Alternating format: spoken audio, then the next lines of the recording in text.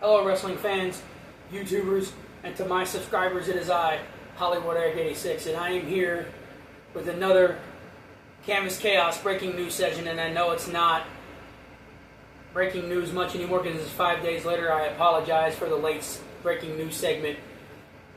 I have been busy the last couple days. I have not been able to upload, but I have been keeping track of the situation of the events of Thursday, July 24th, 2025, and that was the day that myself and millions of other wrestling fans around the world, including my co-host, who took this really rough, and that is that it was announced that the Immortal One himself, the Immortal Hulk Hogan, sadly passed away at the age of 71 from cardiac arrest. And as far as we know, they're still saying cardiac arrest. I don't know if there's any new developments, but I'm just going by it from what I've been seeing. And tributes have been pouring in since Thursday. SmackDown did a great job, and last night on Monday Night Raw, they really did it justice. My co-host broke down and cried before the 10-bell salute was even done, and even more so in the video package. And I don't know how he felt from last night's Raw video tribute that they did, but I'm going to get to him later and ask about it. But the wrestling world felt like it stopped. It's been dark because nobody would ever thought that Hulk Hogan would never ever be a part of this world nobody ever fathomed that he would never be a part of this world again. And everybody's got a lot of things to say about the man. Creative control, he never put anybody over. His comments that he made on a sex tape when the sex tape got leaked in 2015 by Gawker and everything. But, you know, there's enough negativity in the IWC and on the internet and everywhere else and on YouTube and everything that I'm not going to say much on the negativity. It will be mentioned in everything, but I'm not going to go into it because everybody else has already talked about it, and a lot of big YouTubers have already talked about it in depth, of his troubles outside of the ring. This here is a celebration of his life and of his career and what he's done to us as kids and us as adults, and to the next generation that he's done. This is what it is, a celebration of his life, of the Immortal Hulk Hogan. And it always has to start in the mid-70s, when he was a part of the rock band Ruckus and he was a bass player. Excuse me. And he quit the band and he said he was going to be the greatest professional wrestler of all time. And he went to train under Hiro Matsuda, very sadistic Japanese wrestler. And on the first day, they broke Hulk Hogan's leg to see if he'd come back. And 10 weeks later, he came back. And he got training. And in 1979, he made his debut with what was then WWF. But later, as we know, was WWE. Was Classy Freddie Blassie as his manager. And he would have feuds with a lot of people, including Andre the Giant. A lot of people didn't know that he feuded with Andre, because he came in as a heel, which is going to be significant for later in this video, for when I get to another significant part of Hogan's career. You know, when Hogan started off with Classy Freddie Blassie as manager, he was a heel. He feuded with Andre. Few people know that because because it wasn't on TV as much, unless you had syndication or cable TV, but cable television was non-existent at the time. So if you didn't have syndication or you wasn't there at the arena or watched the supercards in syndication like the Showdown at Shea, you never knew that the match happened. The matches happened or whatever. But he feuded with Andre before WrestleMania 3. So that was interesting to find out. And also, he was big in Japan. They gave him tributes in Japan. Also, and I'll get more on that when the time comes towards the end of the video to see what people gave him tributes. But he wrestled in Japan a lot and got to know Andre on a more personal basis there in Japan. But then he would be fired promptly by the WWE, excuse me for stuttering, by WWE for accepting the role in Rocky III, because Vince McMahon Sr., Vince McMahon's father, said that you were not an actor, you were a wrestler. Well, Hogan accepted the cameo appearance and part in Rocky III as Thunder Lips is here, in the flesh, baby. Yes, I remember, because I was a very big kid remembering that when I watched it as a kid and when I was a Hogan fan, but this was before Hulkamania.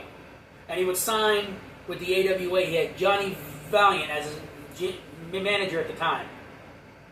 Or Jimmy Valiant, one of the two Valiant brothers, when he first came to AWA, but then he started to get cheers. And we had a little pre-Hulkamania in the AWA. But he would promptly leave the AWA after coming so close so many times of winning the AWA title from the Nick Bockwinkel, only for the belt to be taken back. And it upset Hogan in real life, to where he would leave AWA to go back to WWE or WWF, because on this channel, like I said, wrestling and WWF and Chris Benoit are not taboo on my channel. They are to be said because it's an sports entertainment to me. It's professional wrestling. So Hogan would go to WWE, and on January 23rd, 1984, at Madison Square Garden, the world's most famous arena, with the Iron Sheik as the WWE champion, Hulk Hogan would become WWE champion and kickstart the birth of Hulkamania.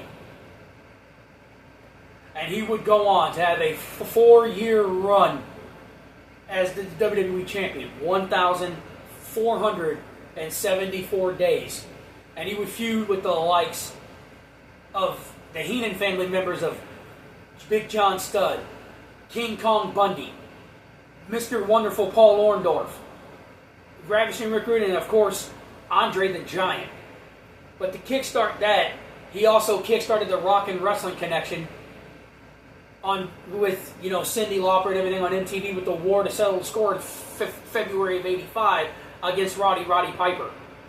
There was no definitive winner in that, at least I believe, and so it had to be said that he had to start another revolution and another kickstart, and that is WrestleMania, the showcase of the Immortals. How fitting for a man who we all said is immortal and will forever be immortal. WrestleMania, where he would tag with another one of my childhood heroes that I loved growing up as a kid, so much so I wanted to get my hair cut until my late mother said no, and I always teased her saying she was no fun. Mr. T, taking on Roddy Piper and Mr. Wonderful Paul Orndorff, with Cowboy Bob Orton in their corner and Hogan and Mr. T having Superfly Jimmy Snuka in their corner as the main event of the very first WrestleMania. And Hogan in his career would headline 9 WrestleManias. Because it precedes WrestleMania 2, his steel cage match with King Kong Bundy, after his ribs were viciously hurt, after Big John Studd and Bobby Heenan would hold him into the ropes so King Kong Bundy would make his running splash into the corner to hurt Hogan. And then, of course, the body slam heard round the world from March 29th, 1987 at WrestleMania 3 in front of 93,173 at the Pontiac Silverdome in Pontiac, Michigan. He would body slam and pin and end the 15-year undefeated streak of one Andre the Giant, the inaugural member of the WWE Hall of Fame, to keep that title. And even though he wasn't really the headliner at WrestleMania 4, because of controversy that would happen on February 5th of '88, on the Friday night main event were 33.8 million people, still the largest cable audience ever, on national TV audience to ever see a professional wrestling show, in the rematch between Hulk Hogan and Andre the Giant, where Andre would get the belt, and controversially, because Hogan would lift his shoulder at the 2 count, when referee, who he thought was referee Earl Hebner, would count to 3 anyway, and then Andre would probably surrender the belt to the $1 million man, Ted DiBiase, who had been trying to buy the championship for months leading into that match. And then it was found out that a referee had plastic surgery to look like Earl Hebner, but come to find out later in years it was Earl's twin brother, Dave Hebner. But that was a monumental moment in the history of wrestling. And then Macho Man would get the title in the tournament after Andre and him were disqualified in the tournament. He would help Macho Man win the WWE Championship from Ted DiBiase, from the $1 million man, Ted DiBiase, later in that card in WrestleMania 4. And the Mega Powers were formed. And they took on all comers as a tag team. $1 Million Man and Andre the Giant. The $1 Million Man and Andre the Giant. The Big Boss Man and Akeem, known as the Twin Towers, with the Slickster. And then it was on February 3rd of 1989. They were already showing cracks with Macho Man thinking Hogan wanted his valet and then wife Elizabeth, but Hogan didn't. But during a tag team match with the Twin Towers, the Big Boss Man and Akeem, Macho Man was thrown through the ropes and Elizabeth was knocked unconscious. And Hogan was sent her to the back, leaving Macho to fend for himself. And this was on February 3rd of '89 on another edition of a Friday night main event. And Macho Man would smack Hogan in the face and leave Hogan by himself. Hogan would, of course, overcome and win the match on his own. And they would go backstage, and I still got the scar to prove it on that very fateful night when Macho Man turned on Hogan and set the stage for another headlining WrestleMania 5, where Hogan would become a two-time WWE champion. And he would go on to feud with Macho Man and Ted DiBiase again and Mr. Perfect. And also feud with a man that he co-starred in, who I'd also seen in other movies, but he was known then in the movie as Zeus, from the movie No Holds Barred. Although it was Tom Tiny Lister Jr. who portrayed Zeus, may he rest in peace as well, Debo. Anybody who's seen the Friday movies knows exactly what I'm talking about. But I digress. Moving on, though, and then Hogan would go on to feud and enter the Royal Rumble that year. And this was before you earned a guaranteed title shot if you won the Rumble. So Hogan, being the WWE champion, he would win the Royal Rumble in 1990. But it also set up a thing because him and the Ultimate Warrior faced off in that. And a Warrior, who was coming in as the reigning Intercontinental Champion, would get the shot at what I think is still the greatest, in my opinion, my favorite WrestleMania match of all time. Title for title. The WWE Championship, which was champion Hulk Hogan, versus the Intercontinental Champion, which was the champion, the Ultimate Warrior. And they clashed in front of 67,000 people in the Sky Dome in Toronto on April 1st, 1990. And Ultimate Warrior cleanly beating Hulk Hogan, and Hogan passing the title to him, passing the torch. So much for that creative control that they talk about with Hogan. He lost cleanly to the Ultimate Warrior. Seems to be a pattern there, Jarrett. But I digress. I don't want to get on that because then they'll be angry. This is a celebration of Hogan. So Hogan would go on and tag with the Ultimate Warrior that year. It started feuding with Sergeant Slaughter, which culminated with Sergeant Slaughter turning heel. No, back up. I'm going to backtrack for a minute. I just missed one. He feuded with Earthquake in 1990. Because on the April of 90 in the Brother Love show, Earthquake attacked Hogan and we didn't see Hogan for months. And then Hogan would return to face Earthquake at SummerSlam 90 and would feud with Earthquake throughout the remainder of 1990. Going into 1991, after Sergeant Slaughter became a Iraqi sympathizing turncoat and turned his back on America, and then became the WWE champion by defeating the Ultimate Warrior because of help from the Macho King, Macho Man Randy Savage, hitting him in the head with his scepter at the Royal Rumble 91, which Hogan would win, by the way, for the second year in a row. He would enter the Royal Rumble and win, becoming the first two-time winner and first back-to-back winner in the history of the Rumble.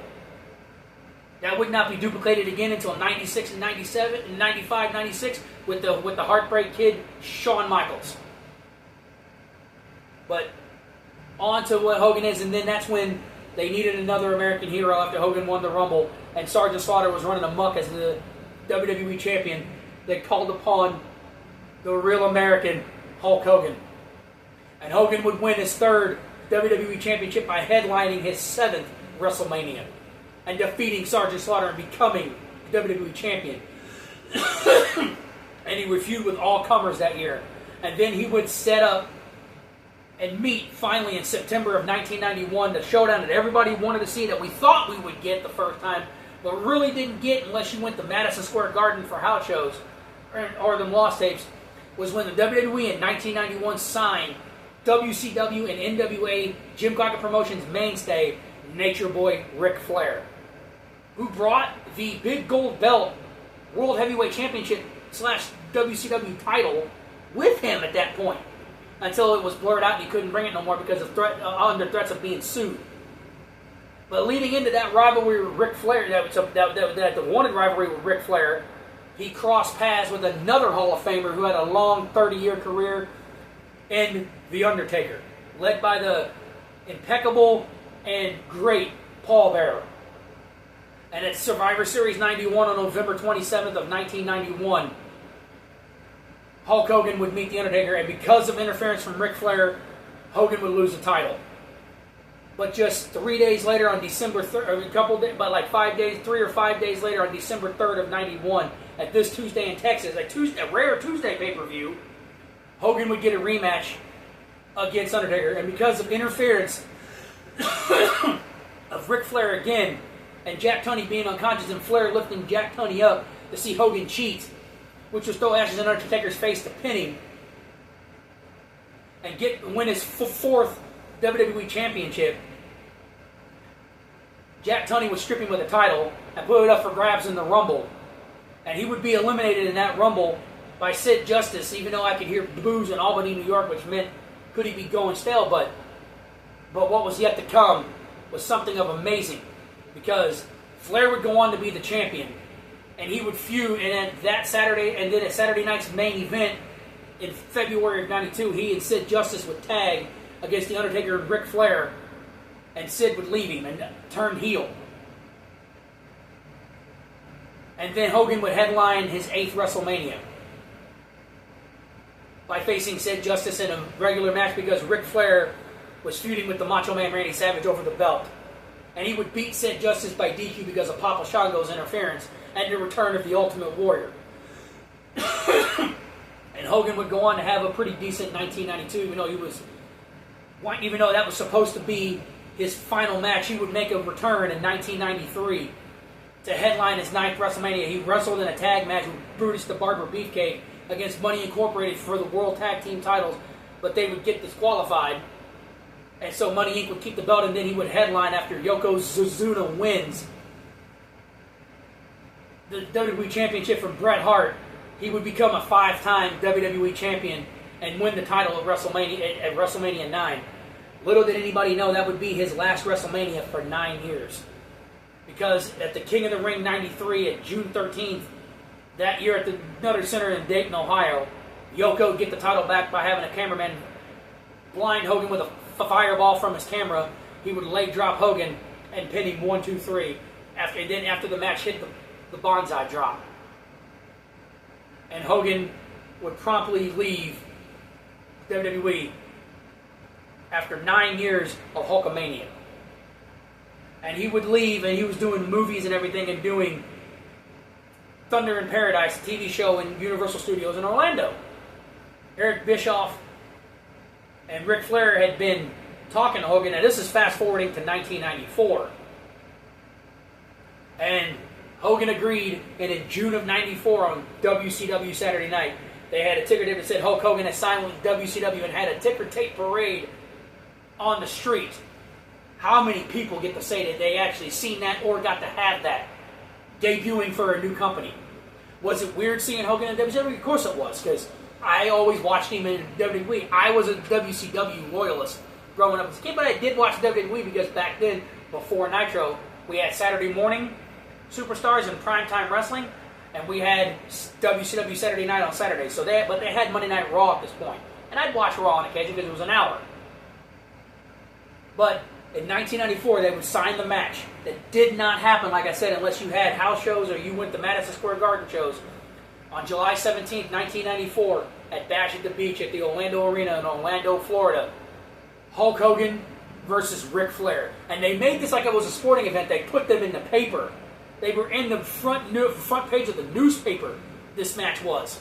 They built it as a mega card match. And that's the way it should have been, because it's two of the biggest stars of the 80s. And Nature Boy Ric Flair and Hulk Hogan, the Immortal One himself. And Hogan would make his debut in WCW and he would win the WCW championship from Ric Flair in his first night, and would be champion for over a year, and he would feud with everybody from the Three Faces of Fear of Kevin Sullivan, Turncoat Brutus Beefcake as the Butcher, and what we knew as the Avalanche, which we knew as Earthquake. And then he would feud with the Dungeon of Doom, and then of course the Horsemen. But during the course of the feud with the Dungeon of Doom and Halloween Havoc on October 29th of 1995 at the Cobo Hall in Detroit, after having a monster truck battle, and the Giant, which WWE fans know as the Big Show, would fall off the roof of the Cobo Hall, Hogan would have a match was scheduled to have a world title match against the Giant. Well, the Giant appears, Hogan was wearing black at this point because they had shaved off his mustache. The Dungeon of Doom did after attacking Hogan at War Games in February. In War Games. And twisting his neck. And hurting his neck. And then they attacked him again on an episode of Nitro, or WCW Saturday Night, and they shaved his mustache. And he wore black to go to the dark side, which is potent to what's going to happen as I move on to 1996. But Hogan loses to the Giant, and he takes the belt, but he's not the champion, or so we thought, because Jimmy Hart turned on Hogan. Jimmy Hart said that there was a clause he put in there that if Hogan got disqualified, he would lose the championship. WCW committee didn't say that. They put the belt up for grabs, and Macho Man would win World War III.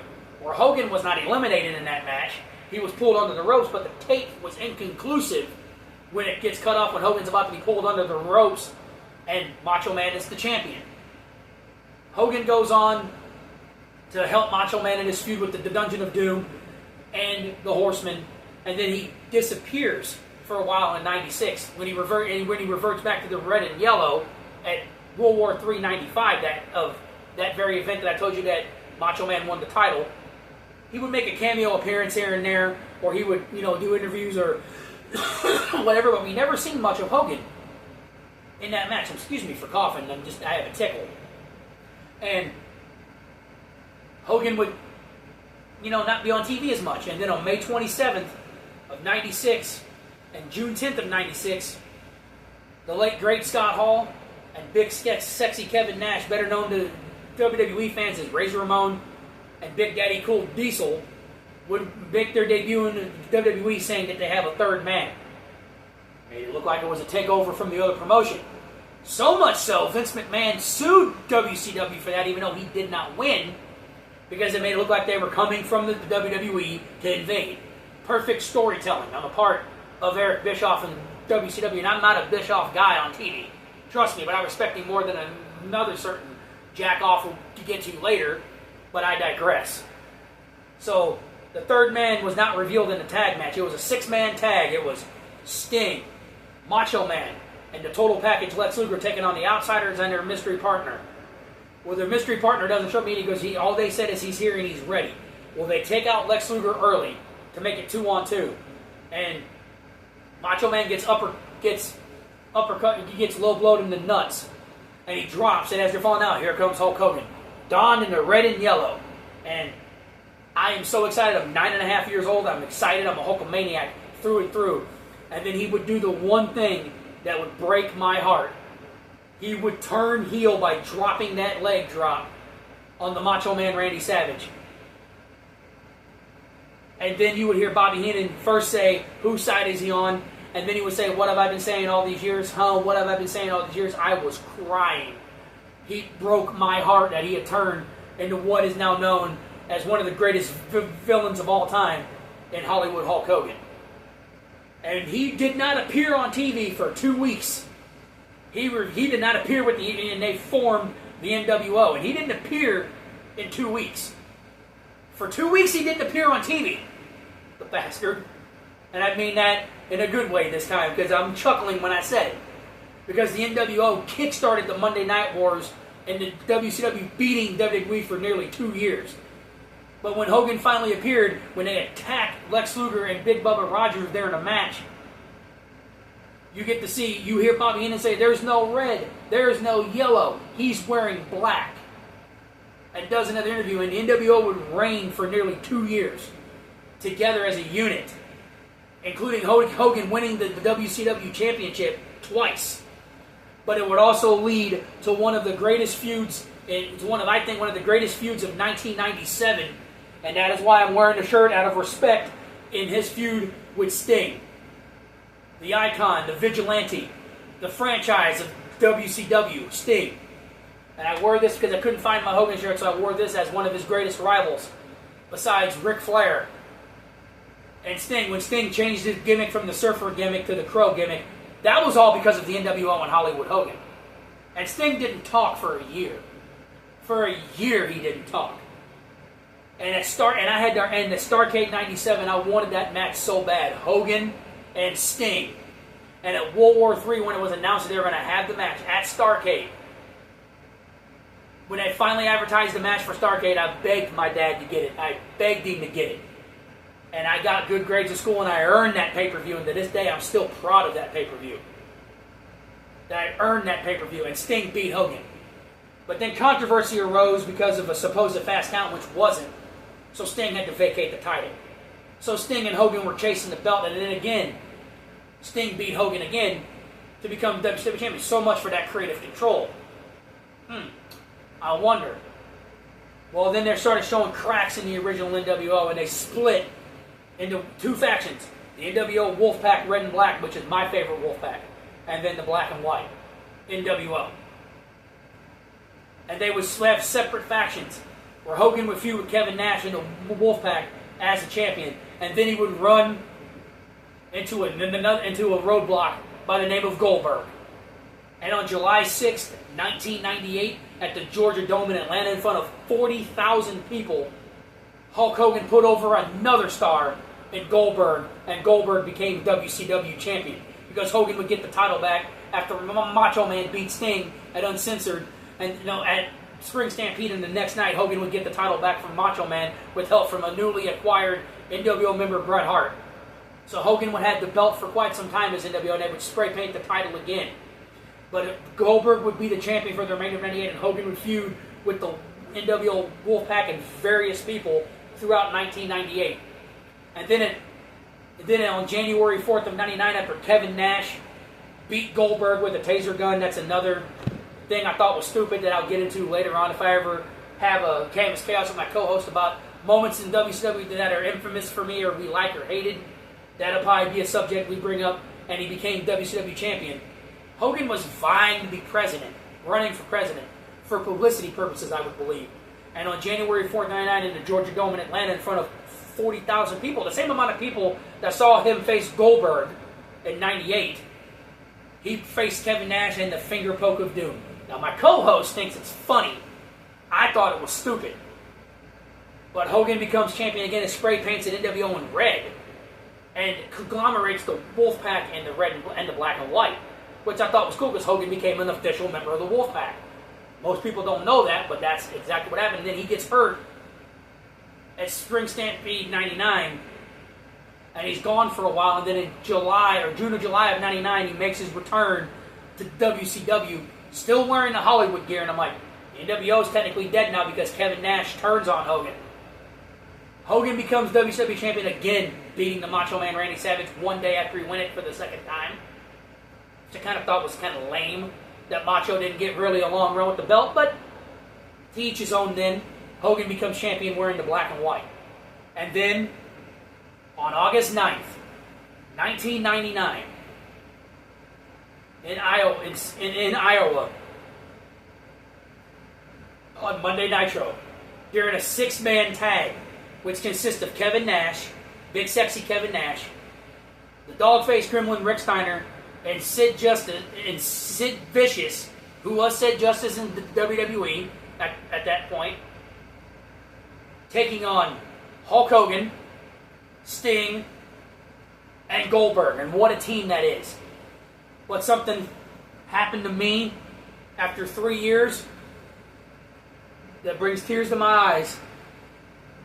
His American-Made song from his red and yellow days in the WCW started to blare throughout the entire arena. And after 3 long years, the red and yellow returned, and my hero had come home. And to prove how great the fans were, they were with Hogan every step of the way wearing the red and yellow. They were cheering, and they blew the roof off of the freaking place. And they were counting when Hogan was punching all of them. And I cried and I loved it. And he maintained the red and yellow throughout his entire rest of his run in WCW. And he would feud with Ric Flair yet again. And then in Uncensored 2000, they would have a Yappapi Indian strap match. And another match with Flair. And he would also feud with Lex Luger because Flair and Lex Luger were a team at the time with Team Package. But then in April of 2000, it happened.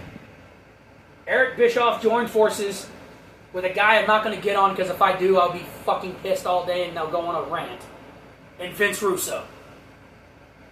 And they formed the New Blood. Hogan joins the Millionaires Club and they have a rivalry throughout 2000, which leads us to January 9th, 2000. Hogan earns a shot at the world title against Jeff Jarrett. And he dons the NWO black and white Hollywood Hogan gimmick. Because throughout his entire run in red and yellow, he would always still have a glimpse of that darker side of him whenever he wrestled. Because when he interviewed Ric Flair, when he was interviewing for the strap match with Ric Flair and he had two different belts in his hand, he told Flair that he would look up and say, "Please, Hollywood, don't hit me no more." And he was wearing red and yellow. So Hogan reverted back to his Hollywood Hogan character for that match for the world title. Now everybody knows what happened. Vince Russo wanted Jeff Jarrett to win. Hogan said, "That doesn't work for me, brother." That stupid saying that everybody else does, but that Hogan used. And Russo exposes, later in the fucking telecast, that he wanted to use his creative control card to beat Jeff Jarrett for the world title, so Jarrett lays down. Hogan pins him and leaves with the title, and Russo goes on that tirade, which I've already done a video on almost 10 years ago. This October, 10 years ago, I did a video on about the Bash the Beats incident with Vince Russo, and Hulk Hogan is no longer part of WCW. WCW gets bought by WWE, by Vince, and in February of 2002, after 9 years away, almost 9 years away, Hulk Hogan returns to WCW. No, to WWE, sorry. Not WCW. But WWE, my bad. With the NWO. And he immediately is thrown in a feud with The Rock and Stone Cold Steve Austin. And they even win a 3-on-2 handicap match between The Rock and Austin, a dream team, on Monday Night Raw. But the match was going to be set the night after No Way Out. WrestleMania 18. Hogan's first WrestleMania in nearly 9 years. It was the Immortal and Hollywood Hulk Hogan versus the People's Champion and the most electrifying man in sports entertainment, The Rock, headlining WrestleMania. And the thing about that is, the fans are 50-50 in mid-chant. But Hogan had the edge because when he came out to the NWO theme, 68,000 people at Toronto in the Sky Dome, nearly 12 years after he had been in a match with the Ultimate Warrior in that very building, they blew the roof off of the Sky Dome and cheered Hogan instead of The Rock. Even though Hogan put The Rock over. So much for that creative control clause, Russo. Hogan put The Rock over and beat him in the middle, and he was beaten in the middle of the ring. And then the NWO would attack Hogan. Hall and Nash would attack Hogan, and then the next night Hogan would wear their NWO colors and still get cheered in Montreal. But it wasn't very long where he would revert to the trademark traditional red and yellow. Still coming out to Jimi Hendrix Voodoo Child and being referred to as Hollywood Hulk Hogan, but it was the red and yellow Hogan. I was a Hulkamaniac. And Hulk Hogan would go on to win his 6th and final WWE championship from Triple H at Backlash 2002, as he had been the 6th-time WCW champion, beating the Macho Man in '99. But he wouldn't hold the belt very long, as he would run into another roadblock in The Undertaker for the 2nd time, for the 3rd time in his career. Taker would beat him with help from Vince McMahon. And then Hogan would go on to have various feuds throughout 2002, and then in 2003 at WrestleMania 19, he and Vince collided. In an Anything Goes match, and of course it marked the return of Roddy Piper and everything. Hogan getting his hand raised over Vince at WrestleMania 19, and then Vince firing Hogan kayfabe and then he dons a mask and I'll never admit this in person, but on this video I'll admit this, yes, he was Mr. America. Even though he passed a lot of decorative tests on TV saying that Hulk Hogan and Mr. America were two different people, he was Mr. America. And then he was having contract negotiations, broke down with Vince in real life, and Hogan was fired. So they used an angle the next week on SmackDown where Vince had the cameras taping. Hogan took the mask off and went like this to the fans, and he put the mask back on. He was Mr. America, and Vince was fired, and Hogan was never to be seen again in WWE for a long period of time. And then he would run and have his run in TNA. And most people think that Hulk Hogan killed TNA and everything. It was everything like the negativity and everything. Like I said, Hogan, I thought had some good storylines because he created the Aces and Eights wouldn't have been born through that if it wasn't for Hogan. Yet again, something good came of his run in TNA. And he had Immortal when he teamed up with Bischoff and Ric Flair, which was weird, him and Ric Flair on the same team. And then Hogan would wrestle briefly in TNA against Sting where he would turn good and be there, and then he would leave TNA in 2013 and be welcomed back with open arms to the WWE. And then, of course, his racial slur on Gawker and his sex tape was released in and he was fired in 2015 and removing him from the Hall of Fame. Try removing a man that made you the money that you did would be exceptionally hard. Hogan apologized for it and was welcomed back into the WWE. And he would make sporadic appearances throughout his career for the remainder of his career with WWE. But he would also launch his own beer brand. He has Hulk Hogan's Beat Shop in Florida. He had another one open in another city. And then he would meet a little kid on Instagram named Ro. And him and Ro became friends, and he would post videos with him and Ro and post videos with his fans and have karaoke night at Hogan's Beat Shop. And then he launched Real American Beer, his own beer brand. And then he had something that was coming up this August called American Freestyle Wrestling that was going to debut on the Fox Nation. And then he made his last appearance on the January 6th, 2025 edition of Netflix, which is notorious for him being booed in Los Angeles. I have my own opinion on that, but it's not about the negativity, like I said. It's about the man himself, Hulk Hogan. And Hulk Hogan was just about ready to gear up for his American Freestyle Wrestling. And 5 days ago, like I said, on July 24th, 2025, Hollywood Hulk Hogan, the Immortal Hulk Hogan, would leave us by passing away of cardiac arrest at the age of 71. WWE did it right with the tribute. But I look back on Hulk Hogan's career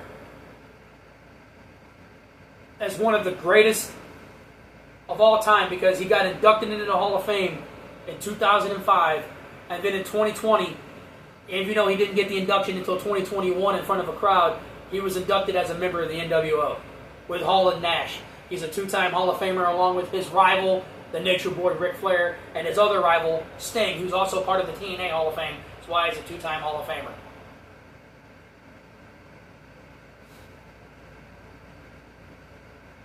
Standing here talking about all that history and memories brings a tear to my eye because of everything that he's done to this world. For the Make-A-Wish kids that he did. He was before John Cena, he made more wishes to Make-A-Wish kids than anybody. He turned his life over to Christ towards the end, to God and everything from what he said, that he was, a Christian now.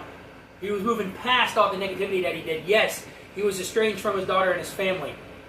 But that doesn't tarnish the legacy that he had in his career. Because I'm here to celebrate the life of Hulk Hogan. Not talk about the negativity. I touched on his negativity because I'm going to touch on this because there was a leak of the leaked sex tape that he had in 2012. It was whatever when it was leaked. I don't know what year that technically it was leaked, but it was leaked during a very bad time in Hulk Hogan's life. And it's a guy that was supposedly his friend and another friend leaked the tape. And he won the lawsuit against Gawker, and then that's when the transcripts of his racial slurs were released, and he was fired from WWE, like I stated earlier, and then he was apologized and welcomed back. Hulk Hogan is going to be as a household name in the world of wrestling, and the tributes that have been pouring in have been unbelievable of lives he touched I know this is probably going to be a longer video than Bray, but I'm going to wrap it up here because I'm about to break down. Hogan, Hulk Hogan, the Immortal One, I love you. I miss you. We miss you. We all love you. My co-host missed you. His dream was to meet you one day, and I know that he's never going to get that chance because my co-host has been torn up about it because that was his one true hero. Not as a childhood, but growing up, that was his one true hero was Hulk Hogan. The Immortal Hulk Hogan. Well, I'm going to get off here and wrap it up, and to my YouTube, to my wrestling fans, to my subscribers and the YouTubers all out there, and to the Canvas Chaos Nation, thank you so much for still sticking with me, even though I don't post videos as much. I love you guys. I miss you guys, and I will be back because I got projects in the works that I am going to be doing, but I wanted to post this video about Hogan before it got too late, and I didn't want to miss it. Hulkster, we miss you. We love you. And you are forever indebted in my life and grateful for touching my childhood and making my childhood great. Thank you, Hulkster. And I love you guys too. Thank you. And God bless. And everybody, stay safe out there. And we are real Americans. And we will forever keep on the legacy. And Hulkamania will live forever. Bye, guys. Peace.